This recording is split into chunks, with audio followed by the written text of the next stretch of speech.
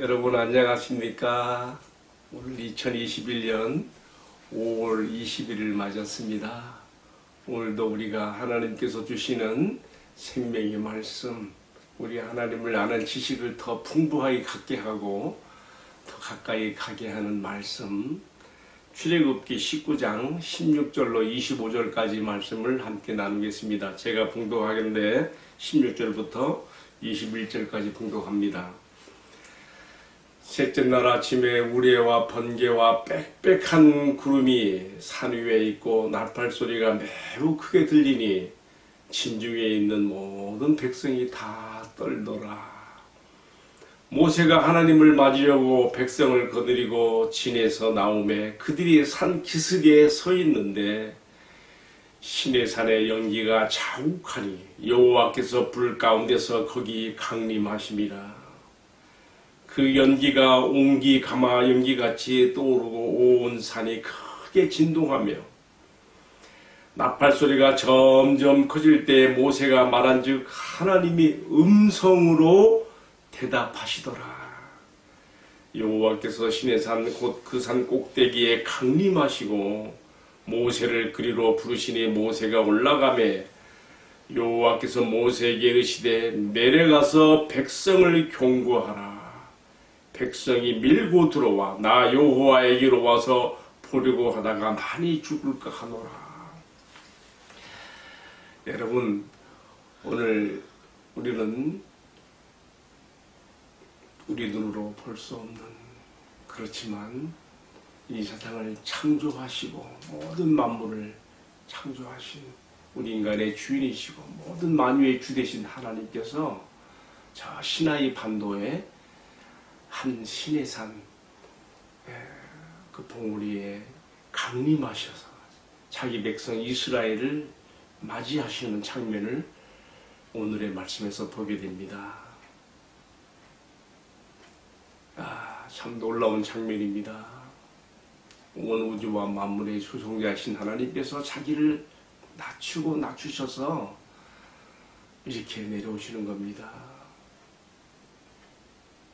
하나님께서 자신을 이 세상 모든 만민들에게, 백성들, 사람들에게 알리기 위해서 그의 계시를 나타내시기 위해서 모든 나라를 상대하기보다 이스라엘이라고 하는 아브라함의 후손 한 민족을, 백성들을 택하시고 그들과 관계를 맺는 것을 통해서 하나님은 자신이 어떤 분인가를 세상에 지금 나타내시고 있는 것입니다.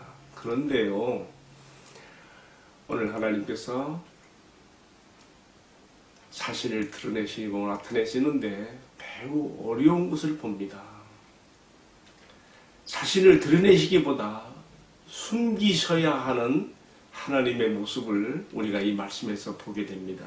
왜 그렇습니까? 하나님은 자기의 인격적 피조물인 인간들에게 자신을 나타내 보이시기가 매우 어렵습니다. 왜냐하면요, 그것은 하나님 자신을 위해서보다도 피조물인 인간, 하나님의 인격적 피조물인 우리 인간 자신을 위해서 그렇게 하실 수밖에 없습니다. 왜 그럴까요? 출애굽기 32장 20절에 보게 되면요, 하나님께 가까이 나갔던 모세조차도 하나님 볼 수 없었습니다. 하나님께서 말씀하셨습니다. 나를 본 자는 살 수가 없느니라. 어떻게 인간이 거룩하신 하나님과의 관계를 뛰어넘어서 하나님께 그를 볼 수 있다는 말입니까? 따라서 오늘의 말씀은 하나님께서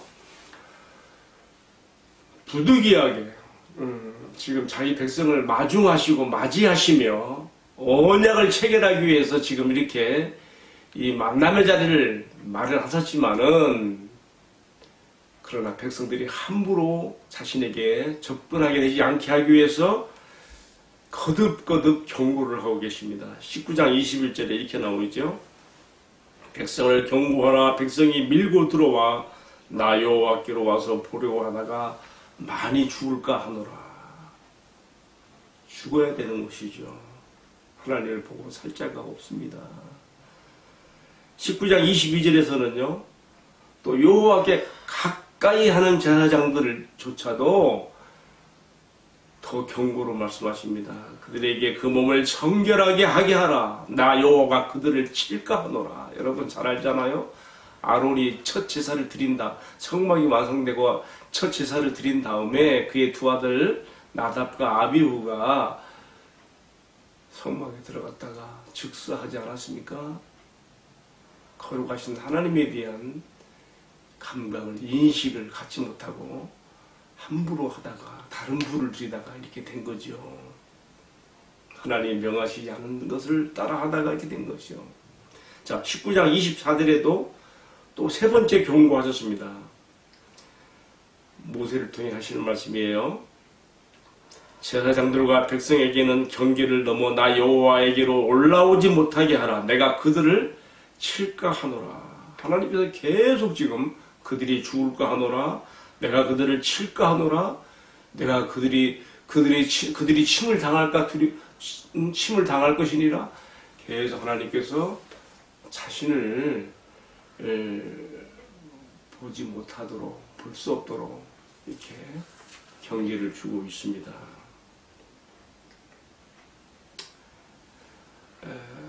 그런지 오늘 말씀에서 하나님께서는 부득이 자기의 모습을 보이지 않을지라도 이스라엘과 지금 만나는 장면을 보여주고 있습니다. 왜 그렇습니까? 역사적인 순간이에요. 창세기 12장 1절에서 하나님께서 아브라함을 부르실 때 뭐라 했습니까? 내가 너로 큰 민족, 큰 나라를 이루게 하겠다고 약속하셨잖아요.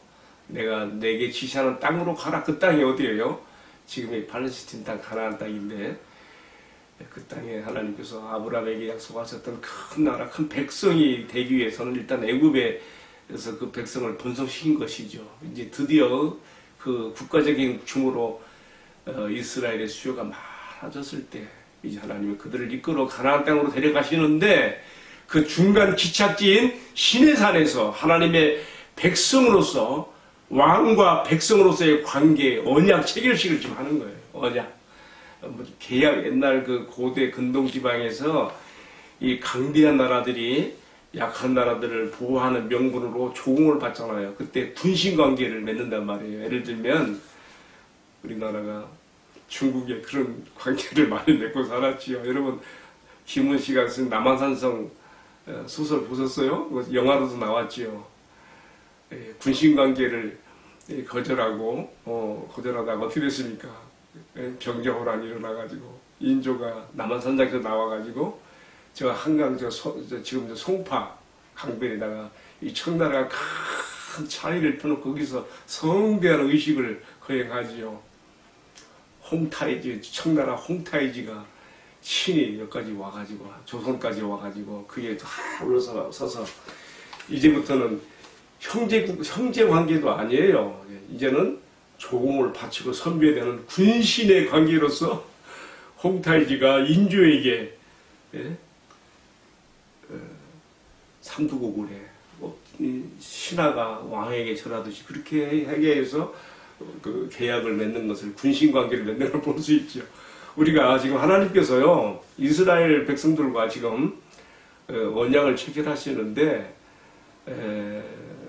고대 근동 지방에 이러한 그 나라들의 풍습을 그대로 왜냐하면 이해를 돕기 위해서 사용하시면서 지금 이 언약을 체결하시는 거예요. 하나님은 그들의 왕이 되시고 이스라엘은 그의 백성이 되는 것이요. 왕은 책임이 있어요.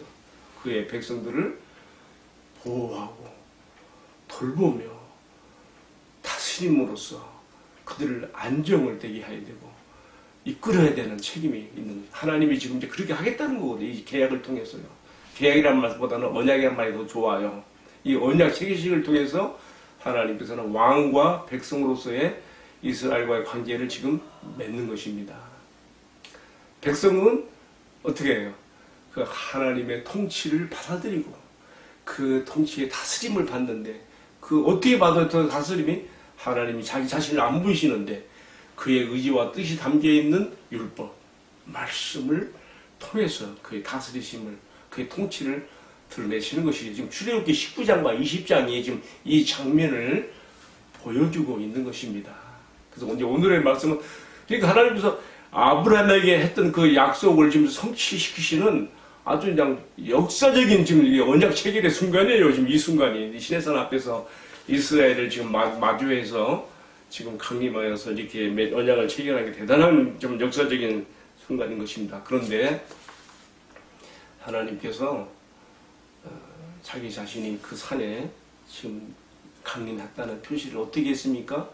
천둥이 막 치면서 번개가 막 번쩍번쩍 비치면서 빽빽한 구름이 그 시내산을 꽉 채우면서 그리고 좀 천사들이 나팔을 불어서 나팔 소리가 막 울려 퍼지면서 하나님의 그 임재의 그 표시로서 신현 현상을 이렇게 나타내신 것이죠. 모세가 진중에서 백성들을 이끌고 나와서 대표로 백성들 앞에서 대표로 하나님을 마중합니다. 하나님께서 시내산에서 지금 강림하셔서 마주하시고요. 그때요 놀랍게도 하나님께서 자신의 모습은 보이지 않았지만 음성을 울리셨어요. 19절에 나오죠. 나팔 소리가 점점 커질 때 모세가 말한 중 하나님의 음성으로 대답하시더라. 여러분 얼마나 두렵고 떨리고 이 정말 긴장되는 그 순간입니다. 여러분 하나님의 음성을 듣는다는 거. 이거 19장 오늘 말씀 19장 16절 첫 절에도 보니까요. 음성 듣는 건 그만두고 천둥 번개가 막 치면서 빽빽한 구름이 산을 덮고 나팔 소리가 들릴 때 백성들이 다 떨었다 그랬어요. 그러니 이제는 음성까지 들려왔으니 얼마나 두렵고 떨리겠습니까? 여러분 하나님 음성 듣고 싶어요? 우리가 하나님 음성을 듣고 싶고 하나님의 존재를 확인하고 싶어하는 마음 다 있겠죠. 그러나 그것은 위험한 일입니다. 오늘 말씀 우리에게 보여주는 것입니다. 이제 그 다음 장 20장에서는요. 하나님의 통치 법령으로서 십계명이 반포될 때예요. 이스라엘 백성들이 다 죽을 것 같이 되었어요. 하나님의 음성을 듣고 살 자가 없거든요. 뭐라 했습니까? 20장 19절 말씀 보세요. 모세에게 부탁합니다. 제발 우리가 하나님의 음성을 듣지 않게 해주십시오. 우리가 하나님의 음성을 듣고 죽게 생긴답니다. 하나님의 음성 듣지 않게 해주십시오. 여러분 그래서 하나님께서 오늘 우리에게 계시의 말씀인 기록된 말씀 성경을 주신 것이 너무 귀한 것이고 또 칼빈의 말대로 하나님께서 자기 자신의 음성을 직접 울려서 이 땅에 있는 자기 백성들에게 말씀하는 것이 아니라 그의 세우신 말씀의 종들을 통하여 그의 말씀을 해석하고 적용하여 전달하게 하는 것들이 얼마나 귀한 것인지 우리에게 깨닫게 합니다. 때로 인간 설교자가 앞에 선 것 때문에 좀 무시할 수도 있고 좀 부족하면 좀 양이 안 차서 그럴 수도 물론 있죠. 그렇지만요, 여러분 우리가 하나님께로부터 직접 음성을 듣지 않고 그의 기록된 말씀을 통해서 또 그가 세우신 말씀의 종들을 통해서 그의 말씀을 듣는 게 그것도 은혜요. 하나님의 축복인 것을 꼭 기억하시기 바랍니다. 이제 하나님께서 그 당시 고대 근동 지방의 관례와 풍습을 그런 사용하셔서 자기 백성 이스라엘과 이제 언약을 체결하게 됩니다. 그런데요, 우리가 여기서 또 한 가지 기억해야 될 것은요, 그렇다면 하나님께서 이제 자기 백성들 가운데 어떻게 구체적으로 상대하시게 되시는가? 그의 형용을 볼 수 없지만 음성조차도 듣는 것이 어렵지만 어떻게 하시겠는가? 그래서 여기서 뭐가 나와요? 이제 믿음이 나오는 거예요. 믿음. 근데 믿음도 주먹구식으로 믿는 게 아니에요. 우리의 믿음은 계시 의존적 믿음입니다. 하나님께서 자기 자신을 나타내시고 드러내시는 것에 대한 반응으로서 계시 의존적 사상과 계시 의존적 믿음으로 우리가 하나님을 알고 배우고 섬기고 따르는 것이죠. 그래서 히브리서 기자는 히브리서 11장에서 믿음에 대해서 말하면서 뭐라 했습니까? 제일 중요한 핵심 하나 소개하고 싶어요. 히브리 11장 6절에 뭐라 했습니까? 믿음이 없이는 하나님을 기쁘시게 못하나니 하나님께 나아가는 자는 반드시 그가 계신 것과 하나님의 존재예요. 또 그 다음에는요, 그가 자유를 찾는 자들에게 상 주시는 이이심을 믿어야 할지니라. 그의 인격성입니다.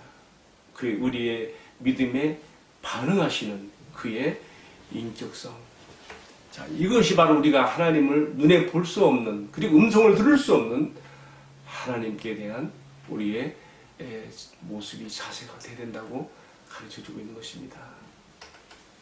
자, 이제 저는 오늘의 말씀을 마무리하면서 세 가지로 적용을 해보게 됩니다. 첫 번째로는 뭐냐면요, 하나님을 눈으로 볼 수 없기 때문에 신앙생활을 오래 했으면서도 때로 하나님에 대한 말을 하면 너무 추상적으로 생각한 거예요. 또 누가 하나님께서 쭉 얘기하면은 저거 너무 추상적으로 하는 말 아닌가? 왜요? 눈에 안 보이니까, 귀로 음성을 듣지 아니하니까. 그러나 오늘의 말씀만으로도 우리는 충분히 하나님께서 살아 역사하시며 오늘도 우리를 상대하시며 우리를 세세하게 아시고 주장하시는 하나님의 것을 배웁니다. 크게는 온 우주 만물부터 시작해서 작게는 참새 한 마리가 땅에 떨어진 것까지도 내 머리털 하나까지 다 세심할 만큼 세세하게 모든 것을 다 아시는 전능하신 전지하신 그 하나님, 눈에 볼 수 없지만 그 음성 귀로 들을 수 없지만 그가 살아계신 것을 오늘 출애굽기 19장 16절에서 25절에 나오는 하나님과 이스라엘 백성들의 언약 체결의 현장을 통해서 우리가 깨닫습니다. 이 하나님, 성경에 보여주는 이 하나님, 이것만으로 족합니다. 하나님 살아계셔. 하나님 다 아셔. 그가 자기 백성을 보호하시고 다스리시고 통치하시는 뿐만 아니라 자기 백성을 통해서 온 세상 열방들을 자기 백성을 제사장으로 삼아 제사장 국가로 삼아서 하나님의 구원과 은혜의 통로로 삼아서 돌아오게 한다는 것도 우리가 그래서 다 연관해 생각해 보게 되는 것입니다. 적용 첫 번째는 그래서 하나님의 이름을 부를 때 추상적으로 생각하지 말고 하나님의 이름을 들을 때 추상적으로 생각하지 말고 나의 엄마 아빠 나의 형제자매보다 더 친숙한 이름으로 내가 하나님의 이름을 부르며 또 하나님의 이름을 말하는 사람 이야기를 들을 때에 그렇게 받아야 되겠다고 하는 다짐을 해보게 됩니다. 자, 오늘의 적용, 말씀에 대한 적용 두 번째는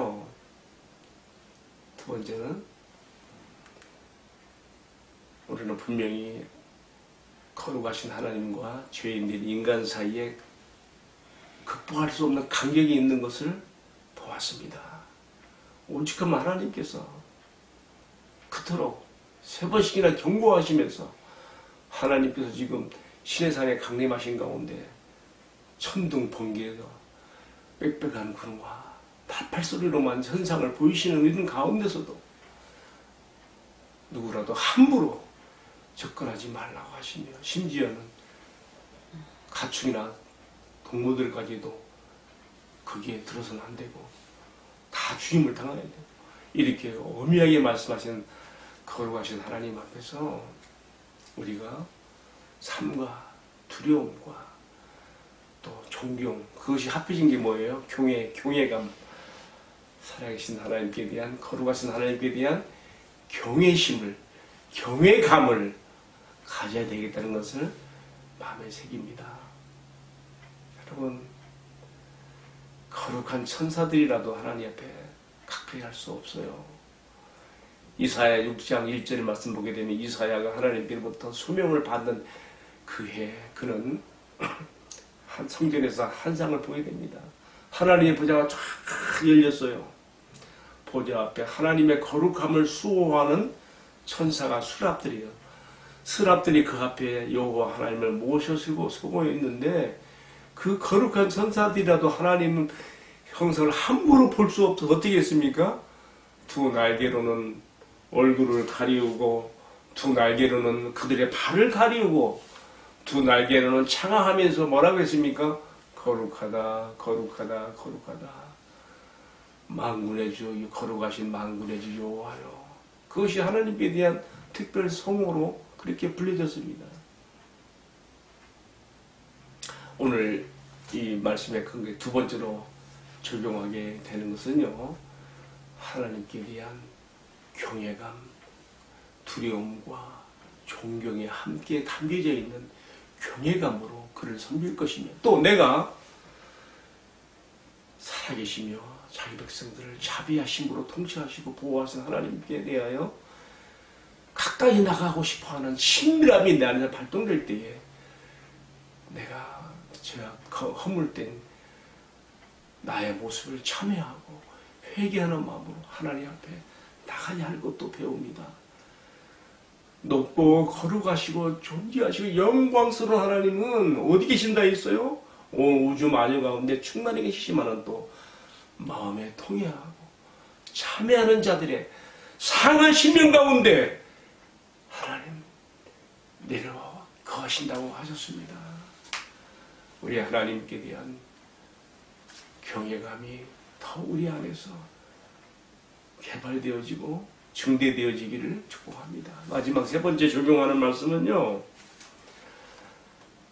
하나님의 계시의 말씀인 기록된 말씀, 성경을 사랑하고 열심히 배워야 되겠다는 것입니다.